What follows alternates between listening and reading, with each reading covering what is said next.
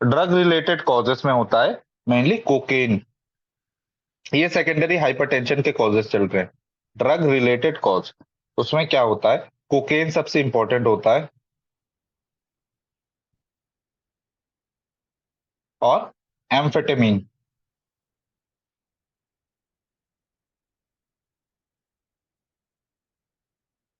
ये दोनों क्या हो रहा है कि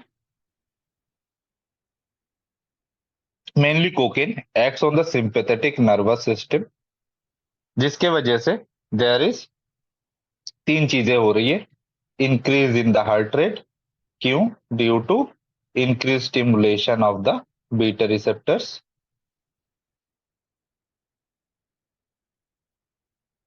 और देयर इज वेसोकॉन्स्ट्रिक्शन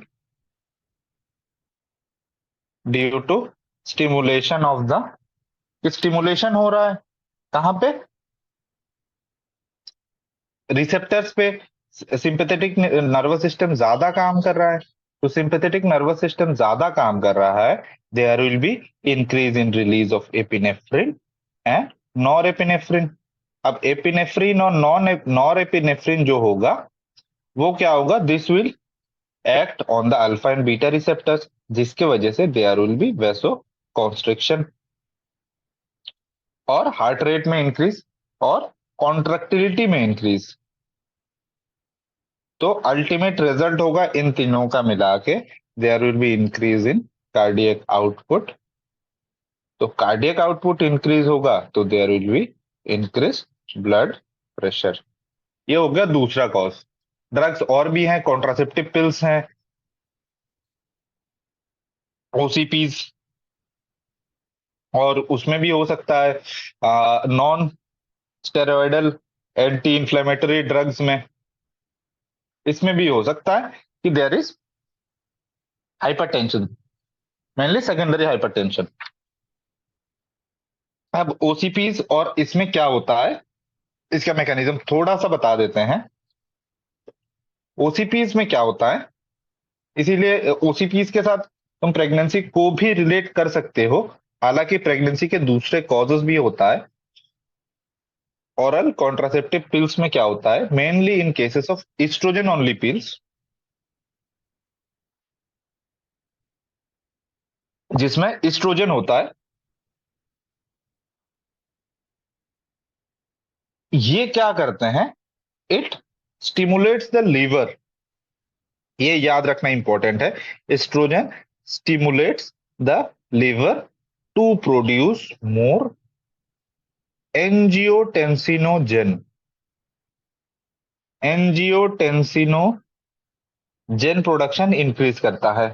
तो एंजियोटेंसिनोजन प्रोडक्शन अगर इंक्रीज होता है तो obviously there will be increase in angiotensin. अब एंजियोटेंसिन इंक्रीज होगा तो obviously there will be increase in blood pressure.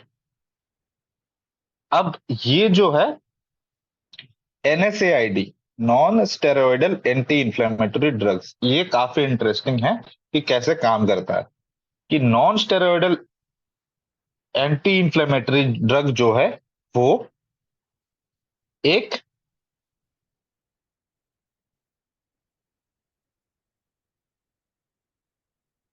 चीज को इनहिबिट करते हैं, जिसको बोलते हैं कॉक्स 2 और साइक्लो ऑक्सीजिनेस। अब ये क्या है, आता हूं इस पे। साइक्लो ऑक्सीजिनेस और कॉक्स 2 भी बोलते हैं इसको, ये नाम बहुत इंपॉर्टेंट है। This is usually released by macula densa. ये अगर समझ ना आए तो बताना। ये रिलीज होता है मैकुला डेंसा से। मैकुला डेंसा से रिलीज होने के बाद, मैकुला डेंसा से दो चीजें रिलीज होती हैं। एक होता है प्रोस्टा साइक्लिन, और एक होता है प्रोस्टा, सॉरी, पीजीआई 2। प्रोस्टा साइक्लिन और प्रोस्टाग्लैंडिन, पीजीआई 2। ये दो चीजें रिलीज होती हैं। अब काम होता है इनका काम होता है कि टू अंडरगो वैसो डायलेटेशन, ये दोनों प्रोस्टासाइक्लिन और पीजीआई2 रिलीज करना। अब प्रोस्टासाइक्लिन और पीजीआई2 क्या करते हैं? They will stimulate the vessels, mainly afferent जो आर्टरियोल्स होते हैं, कि ये अगर ग्लोमेरुलस है तो यहाँ पे जो एफरेंट आर्टरियोल्स होगा, एफरेंट आर्टरियोल्स में it will stimulate to cause vasodilation in the afferent arterioles, तो to increase the blood volume, कि ज्यादा ब्लड वॉल्यूम पास हो यहां से। तो this basically stimulates afferent arterioles to undergo vasodilation। अब वेसोडाइलेटेशन होता है तो यहाँ पे क्या हो रहा है कि ये जो non steroidal anti inflammatory drugs होते हैं, दे इनहिबिट द साइक्लोऑक्सीजिनेस। इनका जो मेन कंपोनेंट होता है प्रोस्टासाइक्लिन और पीजीआई2 का, वो होता है साइक्लोऑक्सीजिनेस। अब ये क्या करते हैं? अगर ये इनहिबिट करते हैं इस कॉक्स 2 को, तो दे विल इंटर्न इनहिबिट, ये जो मैकेनिज्म हो रहा है तो इसको इनहिबिट कर रहे हैं।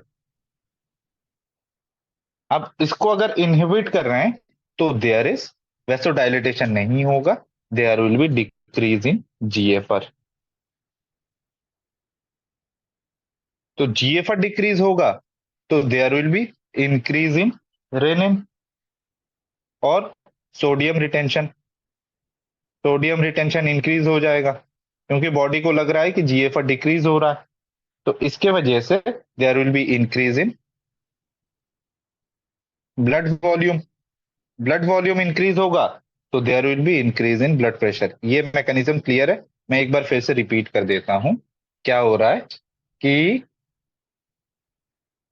मैकुला डेंसा से प्रोस्टासाइक्लिन और पीजीआई2 रिलीज हो रहा है, तो ये क्या करते हैं? प्रोस्टासाइक्लिन और पीजीआई2 का मेन जो होता है कि वो होता है साइक्लोऑक्सीजिनेस और कॉक्स 2, ये मेन कंपोनेंट होता है। तो ये क्या करते हैं? ये स्टिमुलेट्स एफरेंट आर्टरियोल्स जो होता है यहाँ पे, एफरेंट आर्टरियोल्स को स्टिमुलेट करते हैं टू अंडरगो वेसो डायलेटेशन, ताकि बॉडी का ब्लड प्रेशर बढ़े। लेकिन ये एनएसएआईडी इनहिबिट करते हैं साइक्लोऑक्सीजिनेस को, जिसके वजह से ये जो मैकेनिज्म होता है ये हो नहीं पाता है, क्योंकि there will be inhibition of this mechanism, जिसकी वजह से वेसोडाइलेटेशन नहीं होता। तो वेसोडाइलेटेशन नहीं हो रहा है तो there is decrease in GFR. Decrease in GFR होगा तो there will be sodium retention. Sodium retention होगा तो there will be increase in blood volume. Increase in blood volume होगा तो there will be increase in blood pressure. Clear है? Endocrine causes पे, endocrine causes में पहला होता है adrenal gland.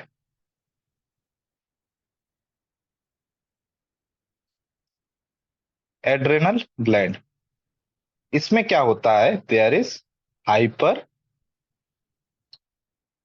Aldosteronism due to, may be due to tumour या कोई और ओवरग्रोथ ऑफ एड्रेनल ग्लैंड। अब इसमें क्या होता है कि अगर एड्रेनल ग्लैंड में, मान लो ये एड्रेनल ग्लैंड है, यहां से एल्डोस्टेरोन रिलीज हो रहा है क्योंकि देयर इज ट्यूमर, और कोई एक्टोपिक कॉजेज भी हो सकता है। एल्डोस्टेरोन इंक्रीज हो रहा है। एल्डोस्टेरोन क्या करते हैं? चैट में बताओ, aldosterone, what does aldosterone do? अभी तक समझाया था। Actually क्या होता है कि यही मैकेनिज्म होता है। Aldosterone will increase sodium and water retention. Sodium and water retention अगर इंक्रीज हो रहा है, there will be increase in blood volume, there will be increase in blood pressure. लेकिन ये इतना इंपॉर्टेंट इसलिए है कि यहाँ पे जो मिलेगा लो पोटेशियम, कि हम कैसे डायग्नोस कर सकते हैं low potassium high sodium in blood. एक और चीज यहाँ पे इंपॉर्टेंट है कि एड्रेनल ग्लैंड जब एल्डोस्टेरॉन फंक्शन जब होता है तो क्या करते हैं, ट्रेशर से lot of protons in the blood, कि बहुत प्रोटॉन्स रिलीज करते हैं ब्लड में, जिसके वजह से यहाँ पे एक कंडीशन डेवलप होता है in cases of hyper aldosteronism के वजह से मेटाबॉलिक एल्कालोसिस। वो क्या होता है वो बाद में आएंगे। मेटाबॉलिक एल्कालोसिस डेवलप होता है, वो याद रखना बहुत इंपॉर्टेंट है कि एमसीक्यू के पर्पज से ये क्वेश्चन पूछते हैं कि मेटाबॉलिक एल्कालोसिस डेवलप होता है in cases of hyper aldosteronism.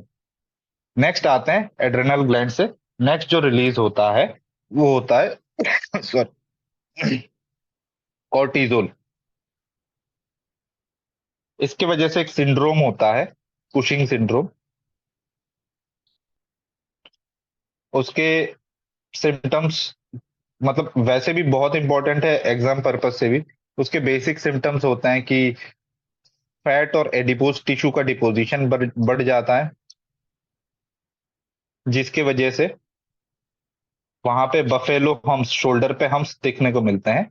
Buffalo hums ये बहुत इंपॉर्टेंट क्लिनिकल फीचर है, बफेलो हम्स देखने को मिलते हैं। ठीक है, तो इसमें क्या होता है, और इसमें एक और चीज होता है कि इसमें बॉडी ब्लड ग्लूकोज जो होता है वो बहुत बढ़ जाता है। ये बेसिकली कैसे काम करता है, this increases the sensitivity of the alpha and beta receptors. जो ये दो रिसेप्टर्स होते हैं उनको इंक्रीज कर देते हैं sensitivity.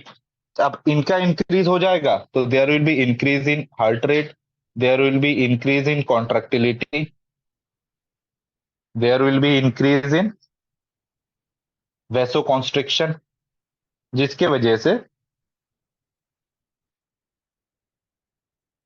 There will be increase in blood pressure. अब यहां पे डिफरेंस ये है कि इन दोनों में डिफरेंस कैसे समझोगे, there is increase in blood glucose level. अगर कुशिंग सिंड्रोम की वजह से हो रहा है पेशेंट को तो there will be increase in blood glucose level.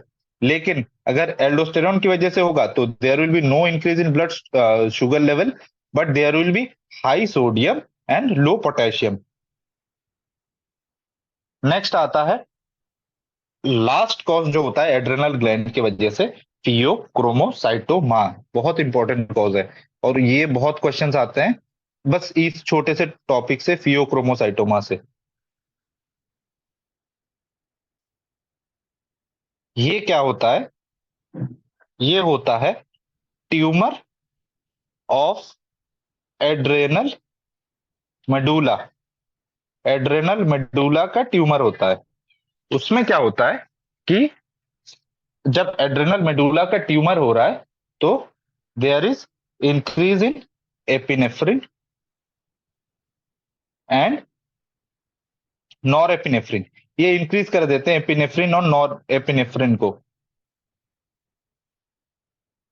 अब इस पेशेंट में एपिनेफ्रिन नॉर एपिनेफ्रिन इंक्रीज होगा, वही मैकेनिज्म लगेगा कि क्या हो रहा है, heart rate increase, contractility increase, vasoconstriction, जिसके वजह से there is increase in blood pressure. Next आता है हाइपरथायरॉयडिज्म। हाइपरथायरॉयडिज्म के केसेस में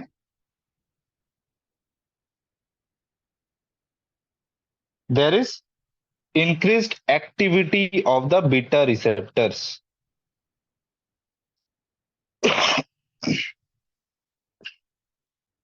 तो बीटा रिसेप्टर्स इंक्रीज होगा, there will be increase in heart rate, increase in heart rate होगा, increase in cardiac output, increase in cardiac output होगा तो increase in blood pressure. अब लास्ट आते हैं एंडोक्रिन कॉजेस में हाइपर पैराथायरॉयडिज्म। हाइपर पैराथायरॉयडिज्म में क्या होता है, there is increase in parathormone, parathormone increase हो रहा है तो देयर इज, पैराथॉर्मोन क्या करते हैं, mobilizes calcium from bones from different parts, mobilize करते हैं बॉडी में कैल्शियम कि बोन्स में जहां पे डिपोजिशन है ऑस्टियोक्लास्टिक एक्टिविटी बढ़ा के क्या हो रहा है वहां पे कैल्शियम बॉडी में ब्लड में इंक्रीज कर देते हैं। तो मोबिलाइज अगर करते हैं कैल्शियम को तो वहां पे क्या होगा कि there will be hyper calcaemia. अब हाइपर कैल्सीमिया होगा तो कैल्शियम क्या करते हैं, जो वेसल्स के स्मूथ मसल्स होते हैं उसमें टोनिसिटी इंक्रीज कर देते हैं और कॉन्स्ट्रिक्शन करते हैं। कैल्शियम दो चीजें करते हैं, एक तो tonicity of the vessels increase करते हैं कि टोन जो होता है वो ज्यादा इंक्रीज हो जाता है, और increase in their is increase in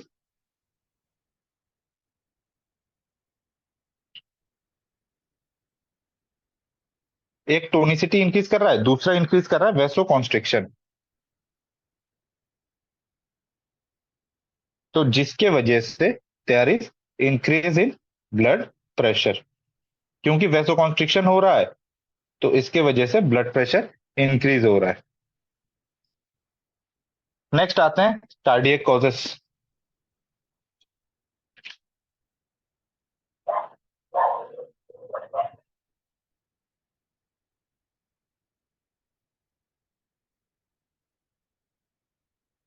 cardiac causes में क्या हो रहा है कि पहला होता है कोआक्टेशन ऑफ एओर्टा। कोआक्टेशन ऑफ एओर्टा में क्या होता है कि अगर ये आर्च ऑफ एओर्टा है तो यहाँ पे मान लो डिस्टली कोआक्टेशन हो गया है, तो यहाँ का प्रेशर जो होगा प्रॉक्सिमल टू द कोआक्टेशन, ये कोआक्टेशन यहाँ पे है, proximal to the coarctation there will be huge increase in blood pressure, blood pressure increase होगा। अब क्या हो रहा है ये देखना बहुत मतलब इंटरेस्टिंग है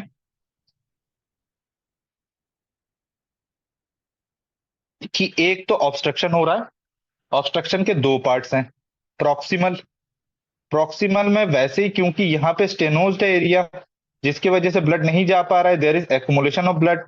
अपर एक्सट्रीमिटीज के जो ब्लड होंगे proximal BP, mainly upper extremities और ट्रंक के, there will be huge increase in BP. और डिस्टल पार्ट में क्या हो रहा है, डिस्टल पार्ट में बीपी लो हो रहा है। अब क्या होता है कि किडनी के जो रेनल आर्टरी में, रेनल आर्टरी में भी ब्लड कम जा रहा है यहाँ पे। अब रेनल आर्टरी में ब्लड कम जा रहा है तो बॉडी को लग रहा है कि ब्लड है ही नहीं, तो body will try to increase renin. अब रेनिन इंक्रीज करेगा तो क्या होगा, there will be angiotensin 2 production, जिसके वजह से क्या होगा कि वैसे ही प्रॉक्सिमल बीपी हाई था, अपर एक्सट्रीमिटीज और ट्रंक का बीपी हाई था, लेकिन ऊपर से क्या हो रहा है, एडेड रेनिन का इंक्रीज हो रहा है जिसकी वजह से और ज्यादा इंक्रीज हो जाएगा ब्लड प्रेशर, कि पहले इंक्रीज था प्रोक्सिमली और ज्यादा इंक्रीज हो जाएगा, तो there will be hypertension. Clear है, ये दो दो मैकेनिज्म्स की वजह से